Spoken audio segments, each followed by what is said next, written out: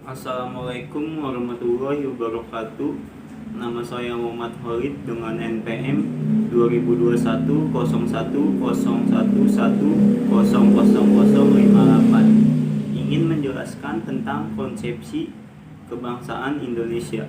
Rasa kebangsaan adalah kesadaran berbangsa, yakni rasa yang lahir secara alamiah karena adanya kebersamaan sosial yang tumbuh dari kebudayaan, sejarah, dan aspirasi perjuangan masa lampau, serta kebersamaan dalam menghadapi tantangan sejarah masa kini.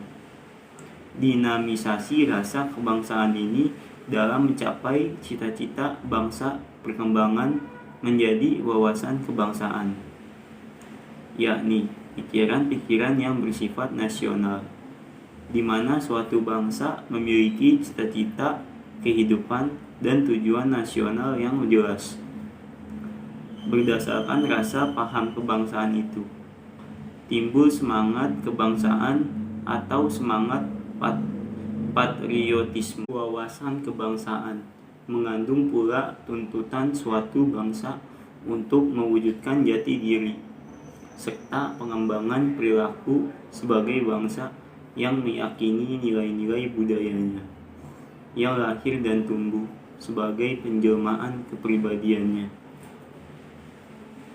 Rasa kebangsaan bukan monopoli suatu bangsa, tetapi ia merupakan perekat yang mempersatukan dan memberi dasar keberadaan bangsa-bangsa di dunia.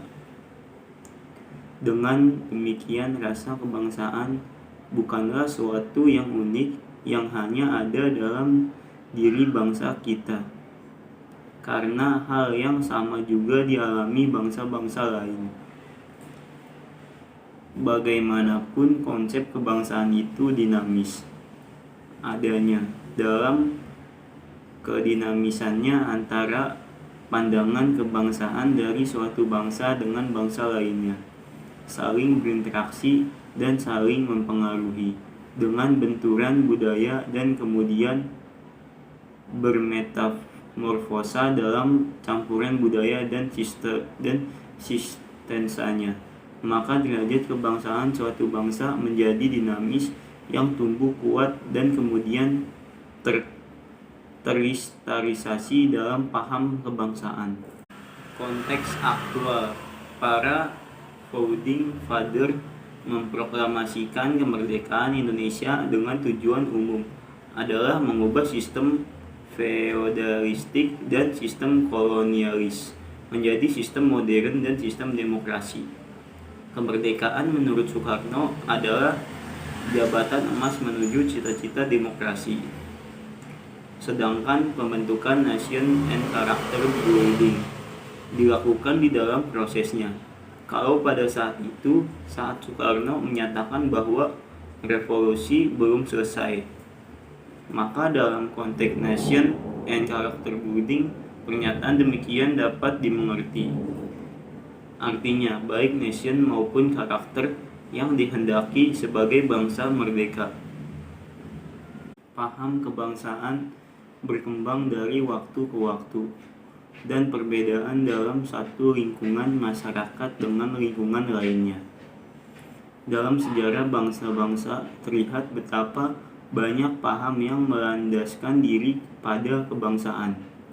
Ada pendekatan ras atau etnik seperti nasional sosialisme di Jerman atas dasar agama, seperti dipecahnya India dengan Pakistan atas dasar ras dan agama, seperti Israel atau Yahudi, dan konsep Melayu Islam di Malaysia atas dasar ideologi atau atas dasar geografis atau paham geopolitik, seperti yang dikemukakan Bung Karno pada pidato 1 Juni 1945.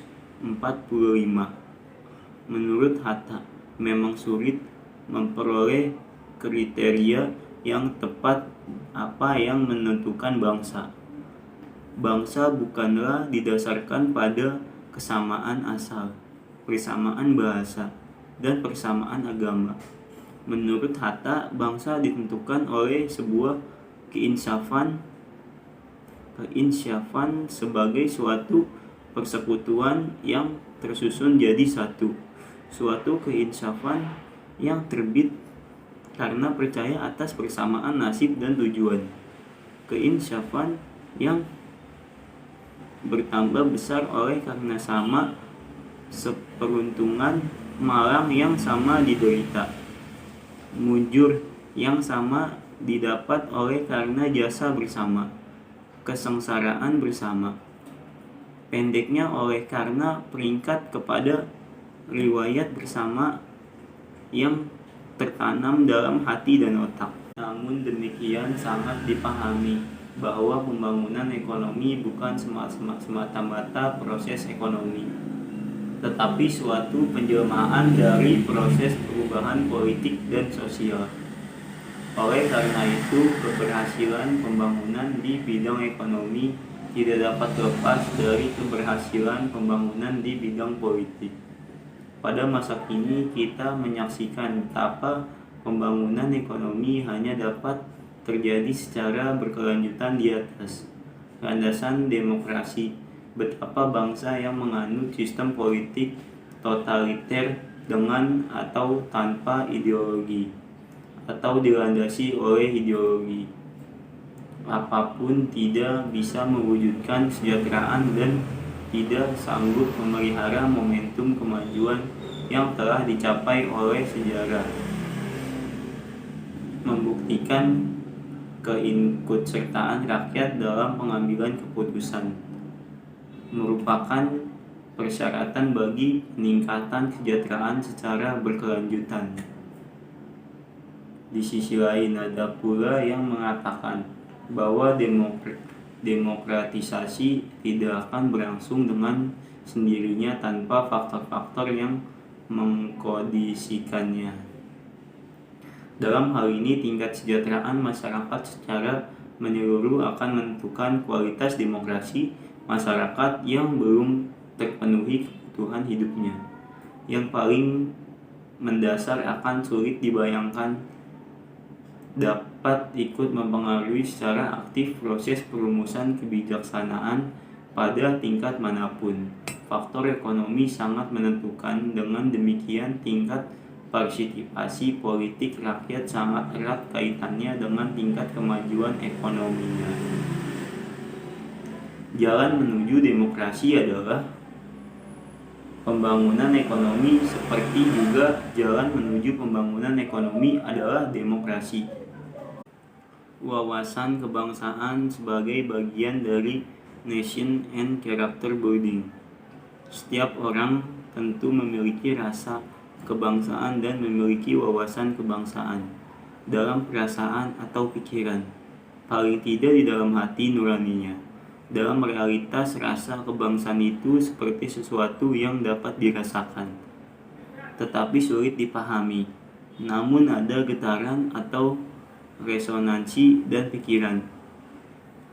Ketika rasa kebangsaan tersentuh, rasa kebangsaan bisa timbul dan terpendam secara berbeda dari orang per orang dengan naluri kejuangannya masing-masing, tetapi bisa juga timbul dalam kelompok yang berpotensi dahsyat luar biasa kekuatannya. Pertama, kemandirian, atau menurut istilah Presiden Soekarno adalah berdikari atau berdiri di atas kaki sendiri. Dalam konteks aktual saat ini, kemandirian diharapkan terwujud dalam percaya akan kemampuan manusia dan penyelenggaraan Republik Indonesia dalam mengatasi krisis-krisis yang dihadapinya. Kedua, demokrasi atau kedaulatan rakyat sebagai ganti sistem kolonialis. Masyarakat demokratis yang ingin dicapai adalah sebagai pengganti dari masyarakat warisan yang feodalistik. Masyarakat di mana setiap anggota ikut serta dalam proses politik dan pengambilan keputusan yang berkaitan langsung dalam kepentingannya untuk mencapai kesejahteraan dan kemakmuran. Ketiga, persatuan nasional. Dalam konteks aktual dewasa, ini diwujudkan dalam kebutuhan untuk melakukan rekonsiliasi nasional antar berbagai kelompok yang pernah bertikai atau terhadap kelompok yang telah mengalami diskriminasi selama ini. Keempat, martabat internasional. Indonesia tidak perlu mengorbankan martabat dan kedaulatannya sebagai bangsa yang merdeka untuk mendapatkan prestis, pengakuan dan wibawa di dunia internasional. Sikap menentang hegemoni suatu bangsa atas bangsa lainnya adalah sikap yang mendasari ide dasar nation and character building. Bung Karno menentang sebagai bentuk penghisapan suatu bangsa terhadap bangsa lain, serta menentang segala bentuk neokolonialisme dan neoimperialisme. Indonesia harus berani mengatakan tidak terhadap tekanan-tekanan politik yang tidak sesuai dengan kepentingan nasional dan rasa keadilan sebagai bangsa merdeka. Subsistem ekonomi dan subsistem politik mempunyai kaitan yang sangat erat. Ada yang mengatakan bahwa kebangsaan Indonesia tidak menempatkan bangsa kita di atas bangsa lain, tetapi menghargai harkat dan martabat kemanusiaan serta hak dan kewajiban manusia. Paham kebangsaan berakar pada asas kedaulatan yang berada di tangan rakyat. Oleh karena itu, paham kebangsaan sesungguhnya adalah paham demokrasi yang dimiliki cita-cita keadilan sosial bersumber pada rasa keadilan dan menghendaki kesejahteraan bagi seluruh rakyat. Namun demikian, sangat dipahami bahwa pembangunan ekonomi bukan semata-mata proses ekonomi, tetapi suatu penjelmaan dari proses perubahan politik dan sosial. Oleh karena itu, keberhasilan pembangunan di bidang politik tidak dapat lepas dari keberhasilan pembangunan di bidang politik. Pada masa kini, kita menyaksikan betapa pembangunan ekonomi hanya dapat secara berkelanjutan di atas landasan demokrasi. Betapa bangsa yang menganut sistem politik totaliter dan atau tanpa ideologi atau dilandasi oleh ideologi apapun tidak bisa terwujud kesejahteraan dan tidak sanggup memelihara momentum kemajuan yang telah dicapai. Sejarah membuktikan keikutsertaan rakyat dalam pengambilan keputusan merupakan persyaratan bagi peningkatan kesejahteraan secara berkelanjutan. Mengadopsi pemikiran Talcott Parsons mengenai teori sistem, wawasan kebangsaan dapat dipandang sebagai suatu falsafah hidup yang berada pada tataran subsistem budaya. Dalam tataran ini, wawasan kebangsaan dipandang sebagai way of life atau merupakan kerangka atau peta pengetahuan yang mendorong terwujudnya tingkah laku dan digunakan sebagai acuan bagi seseorang untuk menghadapi dan menginterpretasi lingkungannya. Jelaslah bahwa wawasan kebangsaan tumbuh sesuai pengalaman yang dialami oleh seseorang, dan pengalaman merupakan akumulasi dari proses tataran sistem lainnya, yakni subsistem sosial dan subsistem ekonomi dan subsistem politik.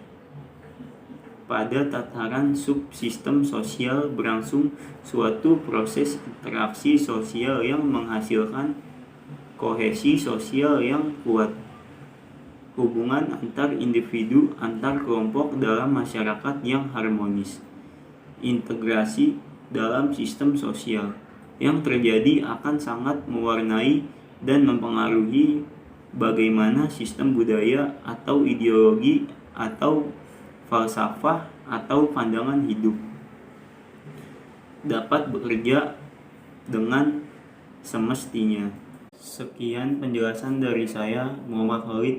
Wassalamualaikum warahmatullahi wabarakatuh.